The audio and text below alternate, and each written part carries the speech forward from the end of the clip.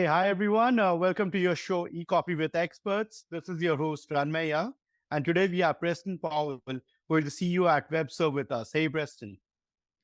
Hey, Rame. Thanks so much for having me. I'm super grateful to be here. So, yeah, thank you. Before we move any forward and pick your brains, why don't you let our audiences know more about your journey? Let's get to know the human behind the mic and talk us through how did you land up in the digital marketing space and more about WebServ as well, what you guys do, what you guys specialize in, and we'll take it from there.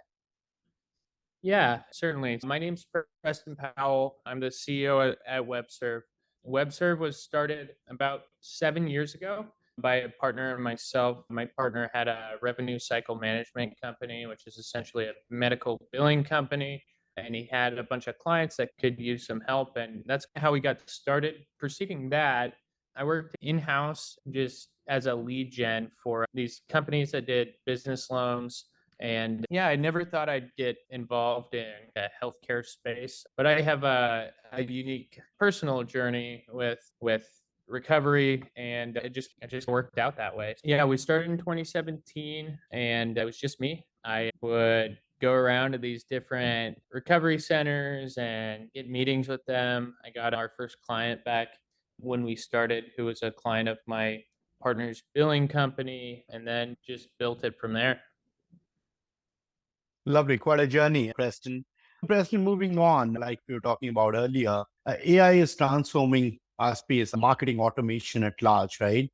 What role do you foresee AI and machine learning playing and the space that you are in treatment center marketing, how it's going to change strategies in the coming year? In the marketing field at large, it's a big disruptor. We recently hired a new technical SEO strategist who is, we call him our AI innovation manager. His name's Darwin Santos. He came from a big agency in New York, and he's a really smart guy. He's helped a lot of companies operationalize Mhm. the use of AI. And I typically defer to him, but what we see in treatment center marketing is most of these journeys start on a search engine. And we see search engines are slowly changing. We've got Bard, we've got all kinds of different AI tools, Right. but to date, we haven't seen them used very much in our prospective patient's journey to a Mhm. treatment center. They just use regular old search, but that could change as search changes. Internally for us, we definitely write a lot of content and utilize AI, but Mhm. it's still a pretty in-depth process. So Darwin teaches us a lot of prompting skills. We make custom GPTs. We've used different tools to help us cite sources and do research. And I expect it to just continue to grow. Lovely, lovely. And then for treatment center campaigns, Preston, you have been in the space for 7 odd years now. What are the key metrics do you prioritize when you're looking for if a campaign has worked or not? And how do you end up translating them into actionable insights for your clients?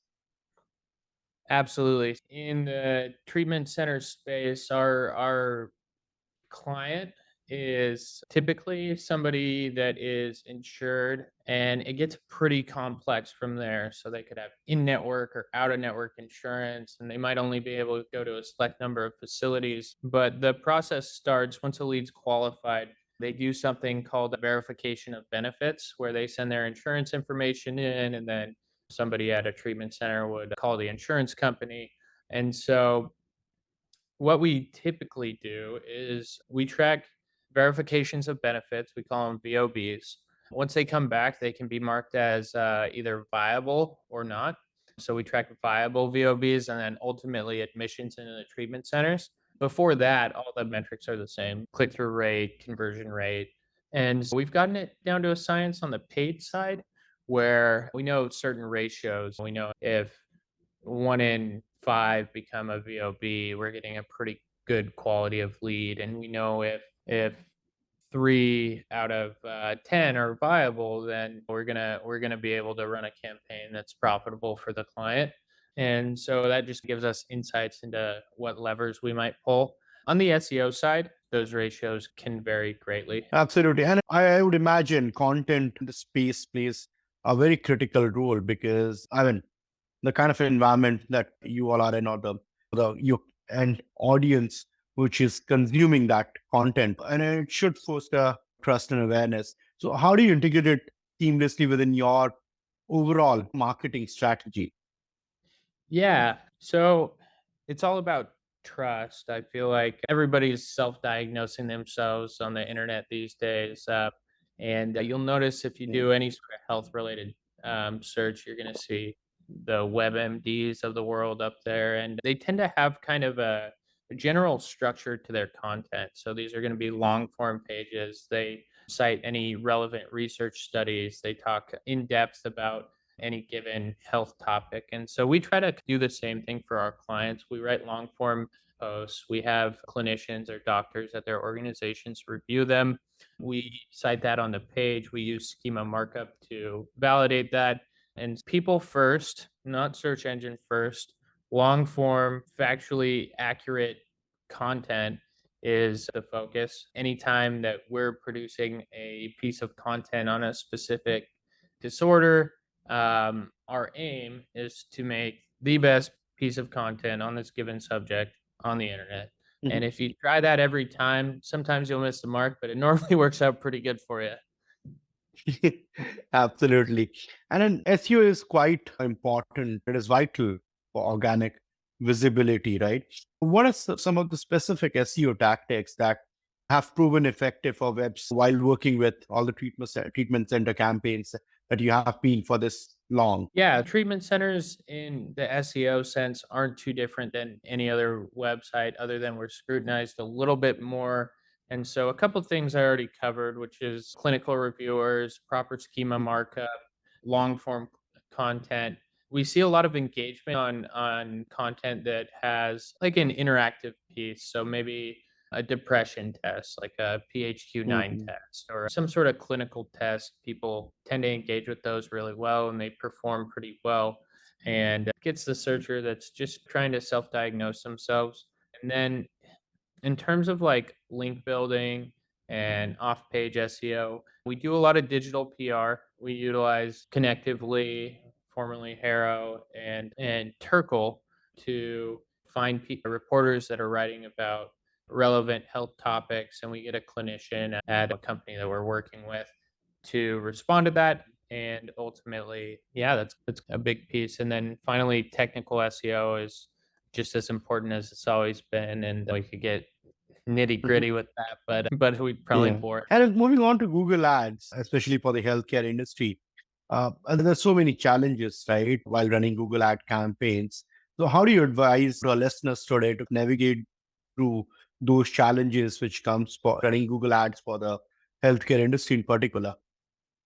Yeah, that's a really great question. We tend to utilize a number of different strategies to improve the quality of our leads. We have very expensive clicks in all the industries that we work in, definitely over $20 a click on average. And so Mhm. I can start raking up charges pretty quick if you can't get the right audience, can't get the right traffic to the website. You can generate a bunch of leads, but it'll be really hard to make money. A big part of our strategies are offline conversion tracking. So we feed Google data on those different offline conversions that we already talked about, which were the Mhm. VOBs, VOBs, and admissions, in order to feed Google's predictive algorithm so that they can find more people like our best fit customers rather than just maximizing conversions, get as many calls as you can.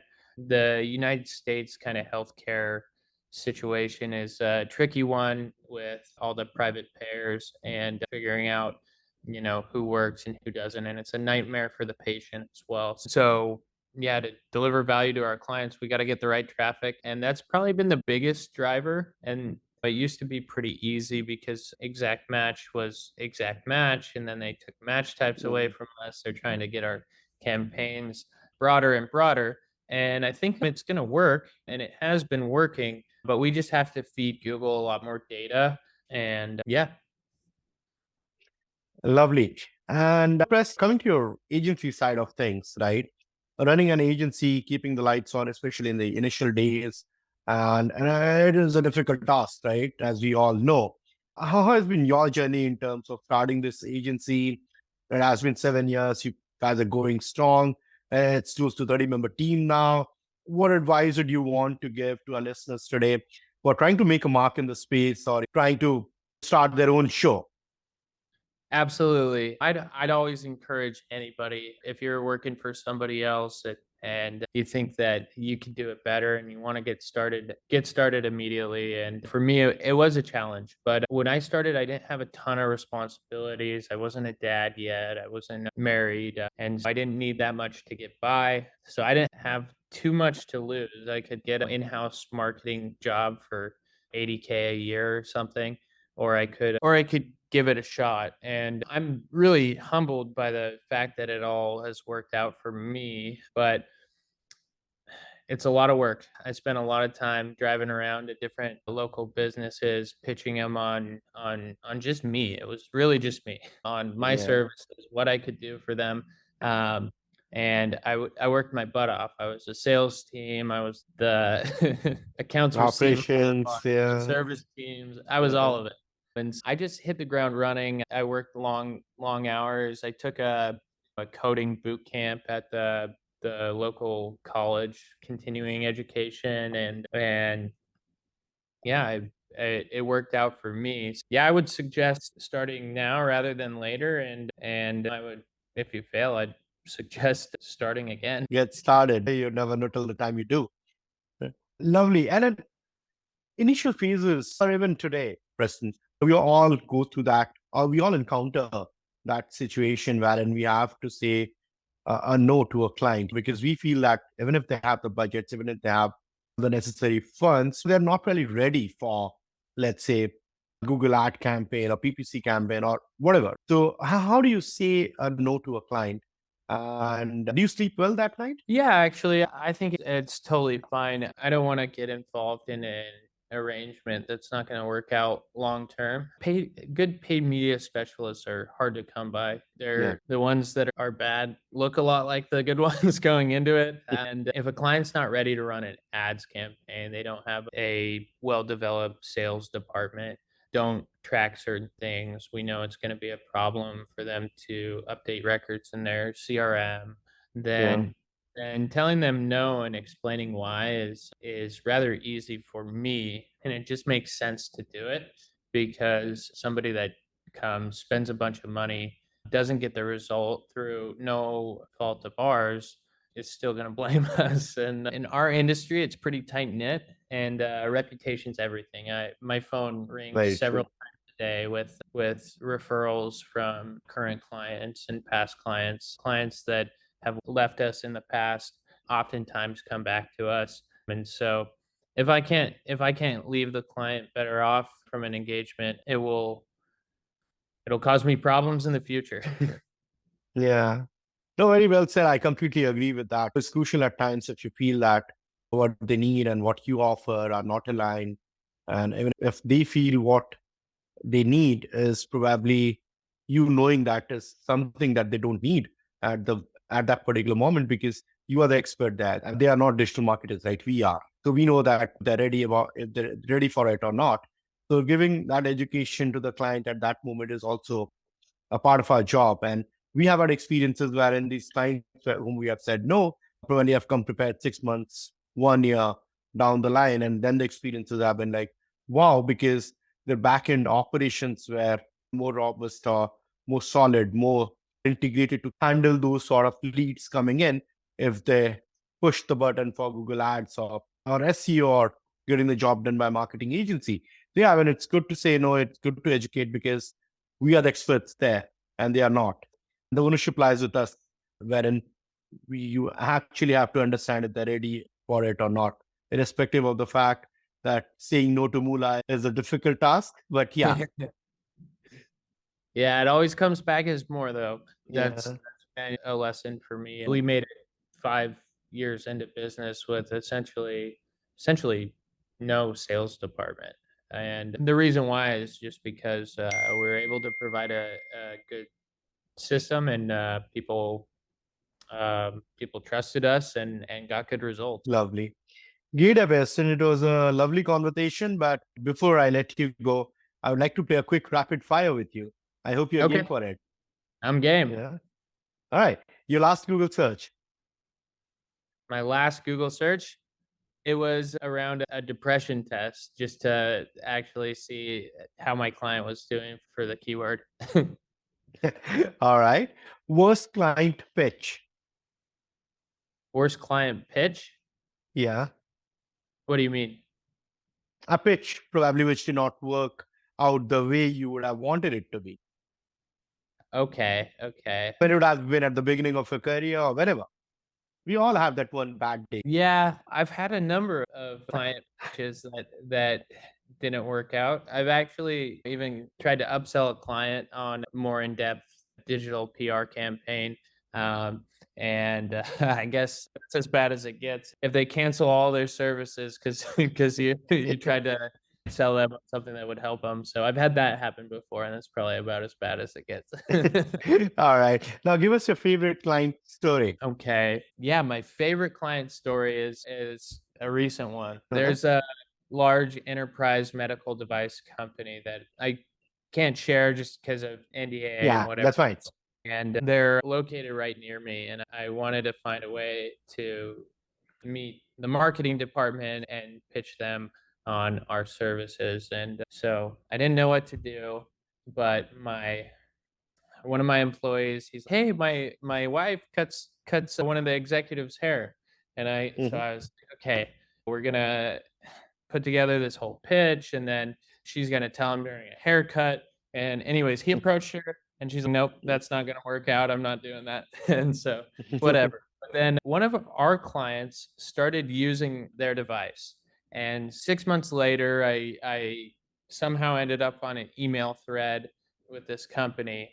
And I was like, hey, I have some great ideas. I want to talk to the marketing department. It was like a low level sales guy. He introduced me to somebody at this company who is on the same street as me, but I was in Austin, Texas at the time. And he said, oh, I'm in Austin, Texas tonight. We should meet up for dinner. So it's the weirdest thing. We met up for dinner.